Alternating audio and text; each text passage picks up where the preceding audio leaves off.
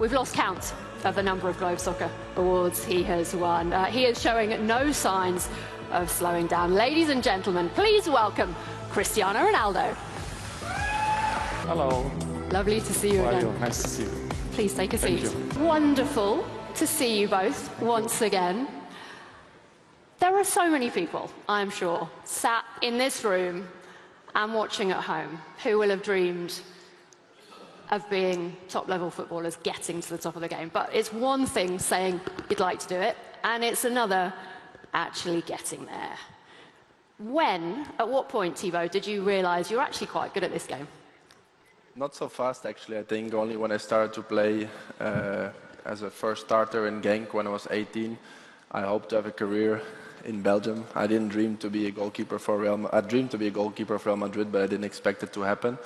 But obviously you dream of it, you work hard for it, and suddenly those stages in your career happen where your work gets rewarded.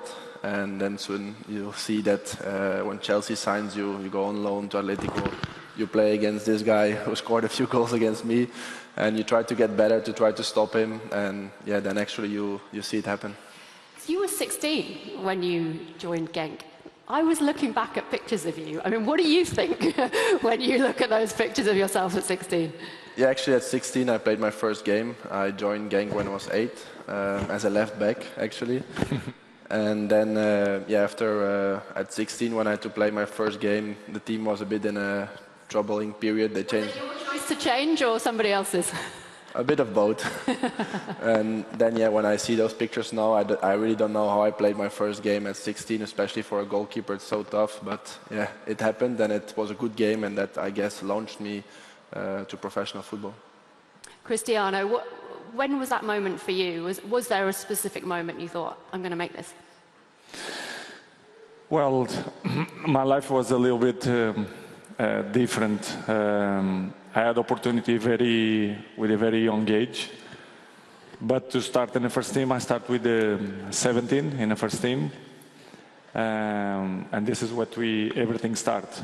But when I had 15 years old, 16 years old, I started to feel that it was something that I will do it in the future, to be a professional football player. And but real, I start with 17, 18 years old when I moved to Manchester United. You are somebody who all your teammates, whichever club, talk about how hard you train and how much you dedicate your life to it. At what point did you realize that that was what it was going to take? Well, in the beginning, when I arrived in Manchester United, I was a very skillful player, dribbling a lot. And I realized that it was good for the show boot, but the football is more than that. When you have a dream to achieve big things, you need to be more effective.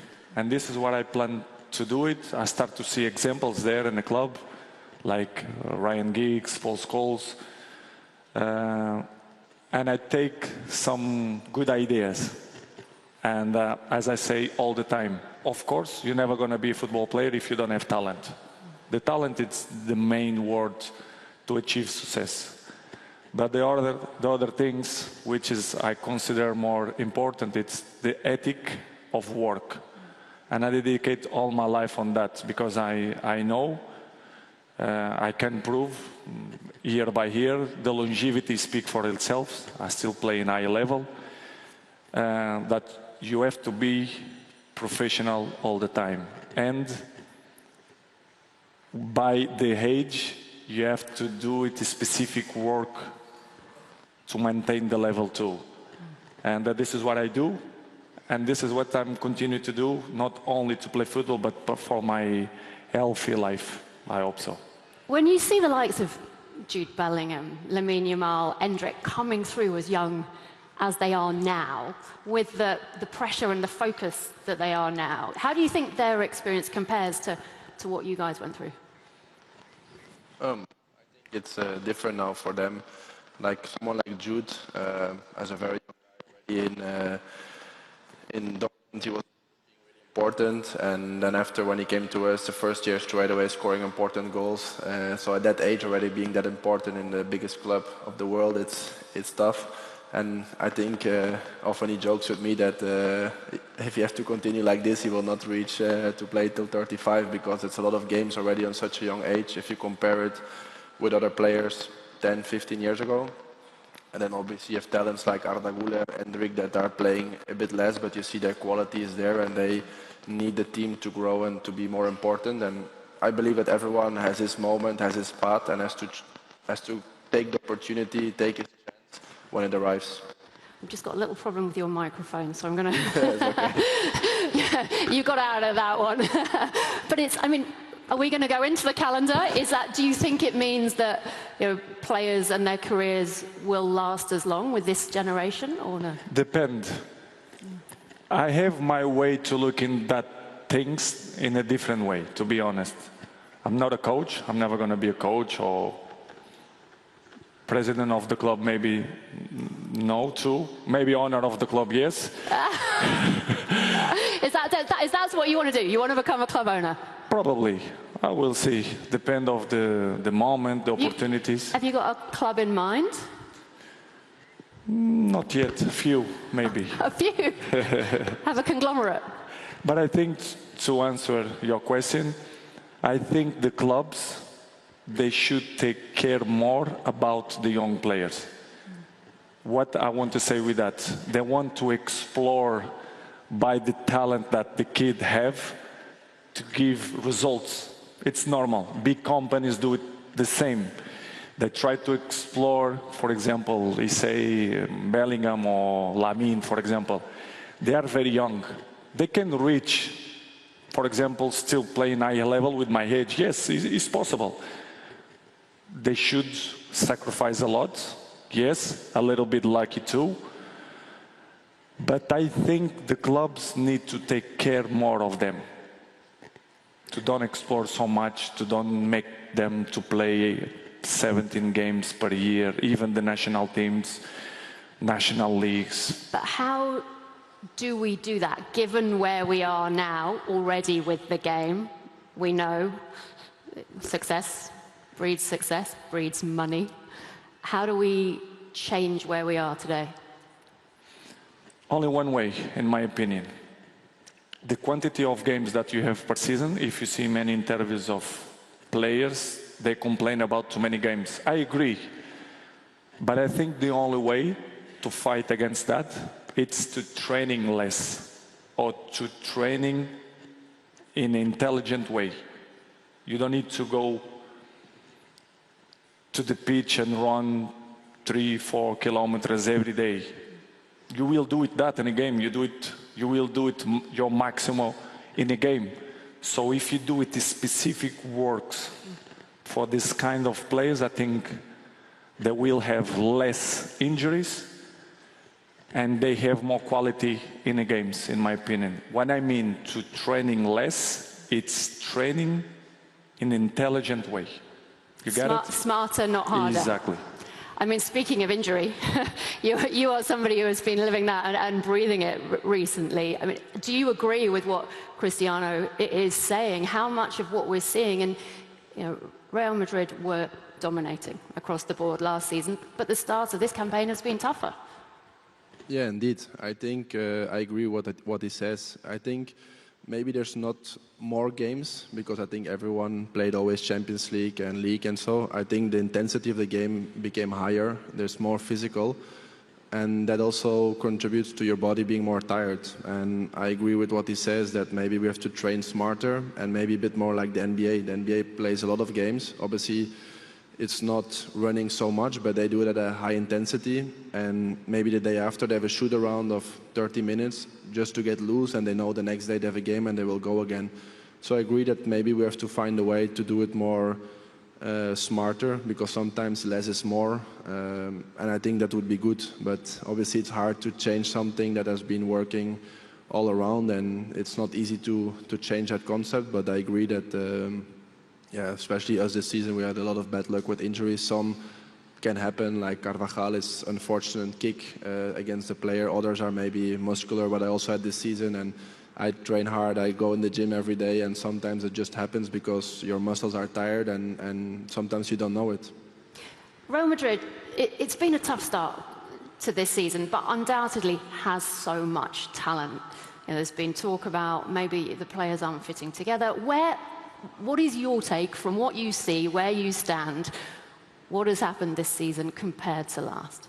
Well, you say tough start, but we won already 2 cups. We are second in the league. We are almost through in the Champions League, so I don't think it's it's that bad. But obviously, I understand that the months have been up and down. But I think we have a great team. Obviously, a new guy like Kylian. We try to adapt together. It's not easy to fit in new players straight away and make it work. But I think we work hard, we train hard, we see videos, we do our best to make everything work. And it seems to go better every game. And yeah, now in a good week we have a away game in Valencia. If we win, we will be top again. So we work hard, and we're confident that at the end of the season we will be fighting for all the trophies. When you know you have the talent, but things get tough, how much do you go into yourself as a player and try and draw on that to make things better? How much is it a case of you relying on somebody like your coach? Yeah, for me as a goalkeeper, sometimes it's harder because he can maybe miss 2 chances and then score a hat-trick, and amazing. I can miss 2 goals that are my fault, and you can mentally drop. And I think from an early age, by setbacks I had when I was 14, 15, that people were doubting me, I created a strong mentality, a strong belief in myself, and knowing that I want to be the best. And eventually I'm a goalkeeper, but I also looked up to him. You should be striker, because you are told we will score many goals of... like Peter Crouch. Did you try that? I mean, we know you were a left back, but did you ever try up front? Well, a few years ago, in the last minute of a game, I went up in a corner against Valencia. I had it, but the goalkeeper saved, but Karim scored in the rebound, so that was an important goal also. But yeah, I think like things that he has said in the past, also my son looks really up to him, so I love that he has a role model like Christiano to look up to see how much important it is to work, and also mentally to believe that you are the best. I don't think it's arrogant to say you are the best, or that you believe you are the best. After, everyone can have a different opinion of who is the best, but you and yourself have to believe, I'm the best, and I will show it on the pitch, and that will make you play better. What role does the coach have in that scenario? I mean, Carlo Ancelotti has done so much, won so much. He said you're easy to coach. Do you agree with that? Say again? Carlo Ancelotti has famously said you're easy to coach. I don't know whether you would agree with that, but how good is he in your opinion? Listen, I'm coming right now in a car with my friends. When they ask me about what is a good coach, I think many factors influence in that decision. And I think one of the most important things is how to deal with the players. And Carlo Ancelotti, for me, is one of the guys who know how to deal with the players and treat the players. And for me, he was, and he still is, the key for his success. If you see what he achieved, it's so many things. It's not by coincidence that he won so many things. You should have something different and special. And Carlo have that, apart to be a good man. He's a very smart guy to manage people, and this is, for me, it's one of the most important things. Thibaut, what's he like day to day? Yeah, I think he knows him also very well. Unfortunately, they won a Champions League against me in 2014. But yeah, Carlo is a very good coach. He knows how to handle a dressing room. He knows how to handle a team. Especially when you're at the top, you don't have to over-push players, because all the top players, I'm sure they know what they have to do. And sometimes it's little things, and have a good feeling in a dressing room, a good team feeling that will make you win. And he's very good at that. He proved it. Last year, we had a lot of setbacks. I ruptured my ACL, Militao, Alaba. But yeah, then new people stand up, and he made it work, and we won another Champions League. So yeah, I think he's a great coach. Do you still have faith you can reclaim the Champions League this year? We always have faith, I think. You can never write down Real Madrid. Eventually, with this new system, we just need to qualify, and then I think the fun starts in the knockout phases, where we are pretty good. And we will always try to win. I think in the last 10 years, 6 Champions League have been won. I think almost every time we were in the semi-final. So we will always be up there. Maybe one year not. The next year we'll be there again. So we have an exciting team, and I'm sure we will get there. It's tough though with this new format. You know, Real Madrid have not had it all their own way in the Champions League. Neither have Manchester City. Is this the moment, Cristiano, that maybe you join up and give them a helping hand? I know we've talked about it in the past. Well, the football is, you never know what's going to happen. That's not a no. The teams have moments, difficult times, good times, and what, for example, City passed through this moment, it's a difficult time, but I'm sure 100% that we will be back. It's like Madrid, and he answered very well. People don't expect that they've been so brilliant in the beginning, but they are not too bad. They are there, 2 points behind Barcelona, I think, in front now. And they say it's a bad season. I don't understand how they say this kind of thing. Every player, every team, they have a rush moment, but they will back all the time. And Madrid, if you have to bet to win the Champions League again, I will bet in Real Madrid, because you never know what's going to happen. And Bernabeu, the aura is different. All the teams, they scare when they play there. This is a fact. The stories say that. And never consider Madrid like that, because they're always back. And City as well. Let's see, I'm very curious to see what's going to happen this season. What would you be saying in the City dressing room now? How do they turn it around? Probably say less and show more. This is what I will say. I will push a few guys apart and say what I think. I don't need to say in front of everybody. But I think the big teams, the big players, they are smart enough to understand what is the problem. Where is the problem? I'm sure 100% they will be back. Guardiola is a very smart coach, and he knows what the problem coming from.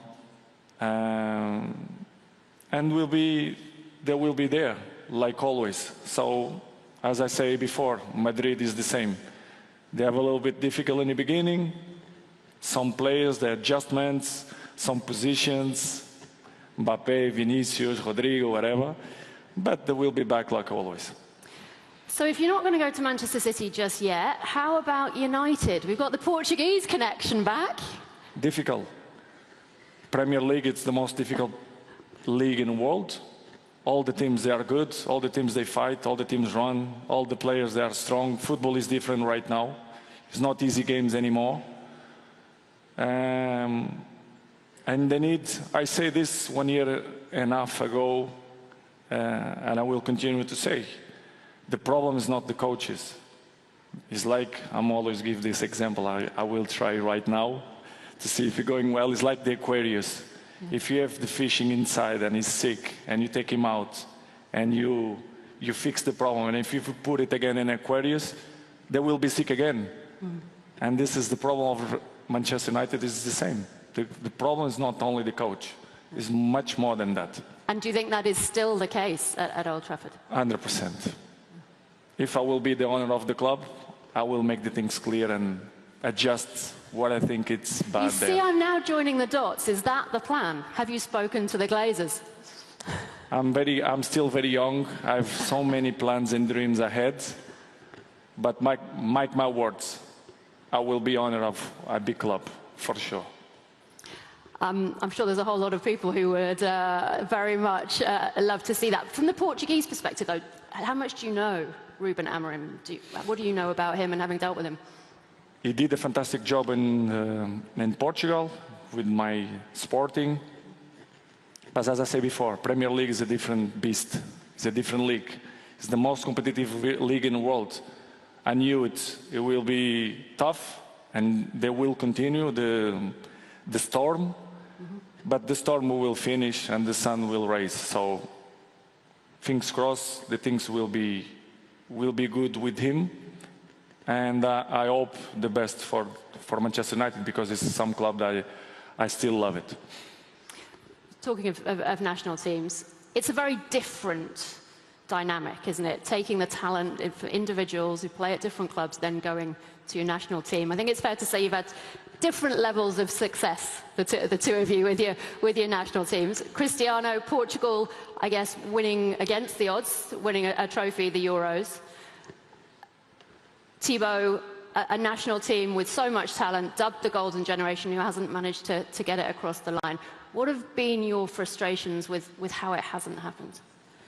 No, I think eventually the coach with who we had most success is now his coach in Portugal, Roberto Martinez.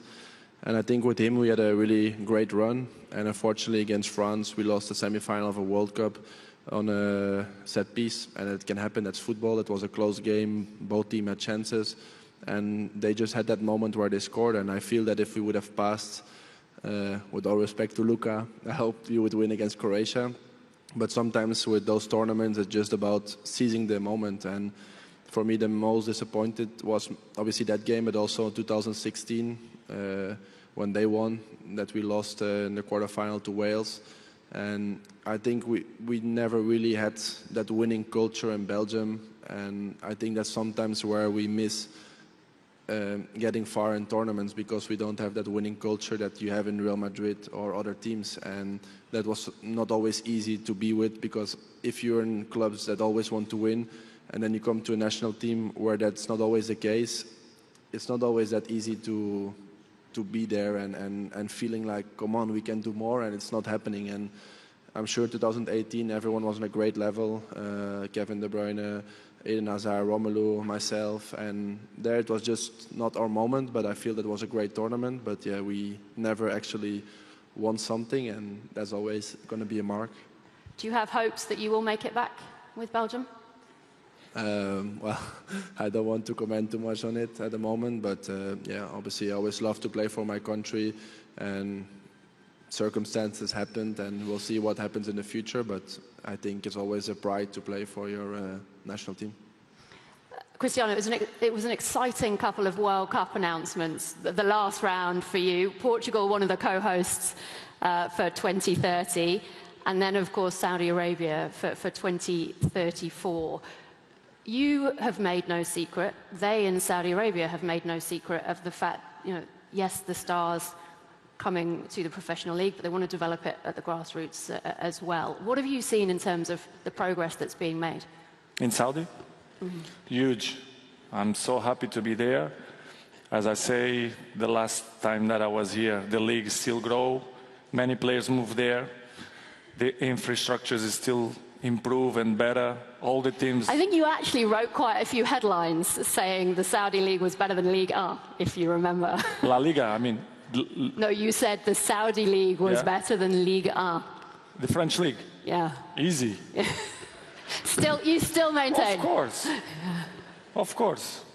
I don't say that because I play there. I don't care what the people thinking, but they should go there and play there to see. To run in 38, 39, 14 degrees and sprint a few times to see how they're going to be. And to play with the... They should move there and see. Don't believe in my words. Go there and see. Could a Saudi club be... Only in France is PSG. The rest is finished. Could a Saudi club be on the agenda of your list of purchases? They react. Good. This is good. It's my opinion. I don't care what they say. French is only PSG, sorry. The other ones compete, okay. But PSG is the strongest.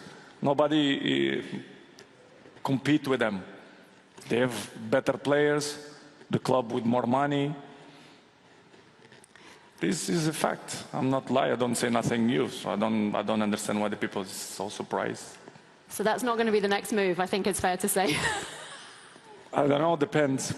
But no, I'm happy where I am. The future, we never know what's going to happen. I never believe that I will change 33 to Juventus, 37 to Manchester United, 38 to Saudi League. In 1 month I do it 14, so I don't know.